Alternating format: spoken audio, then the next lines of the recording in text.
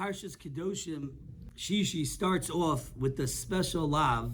Specifically, someone cannot curse out their parents. Ish asher yikala es aviv es imo mos yumas. A person is put to death for cursing out his parents. The Chovos HaLevavos tells us the most important midah that every Jew has to have is a midah of akar satov. We have to recognize the good that people do for us. And he says, if we don't recognize the good that people do for us that we can see, how in the world can we recognize the good that Hashem does for us who we can't see, at least physically? So the midah of akar satov is what's going to bring us to recognize all the bracha, all the good that Hashem does for us. And once we realize how much Hashem does for us and how much He loves us constantly, every second, all we're going to want to do is do whatever He wants. Right? If someone gives you $10 million and says, "Can you get me a cup of coffee?" Of course you're going to run. Just give me $10 million bucks. If we were realizing what Hashem does for us, He says, "Can you put on tefillin? Can you keep Shabbos?" Of course, you're giving everything to me. But we don't recognize it.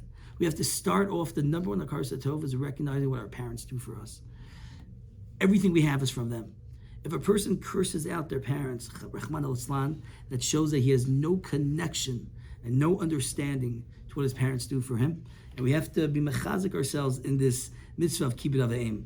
The rest of this aliyah goes on to talk about the different arayos that a person has to stay away from, who he can marry, who he can't marry. And the basic premise of this is that Hashem wants us to be kadosh.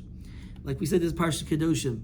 And Rashi says the real epitome of Kedusha is precious min arayos, is separating oneself from arayos, from immorality. And the reason is because that is all that type of behavior is where someone just goes after his drive and his desire. And to be a kadosh means to be in control of that, right? Who's riding the horse? I one time went horseback riding. I was definitely not in control of that horse. They would take me wherever you wanted.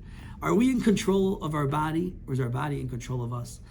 Being careful with our rice, being kadosh with our rice, is us telling ourselves and telling Hashem, we are living a life of trying to do your ratzon and not what our body wants. And the opposite, to pick up our physical deeds that we do, to turn that into kedusha, that's the highest level possible.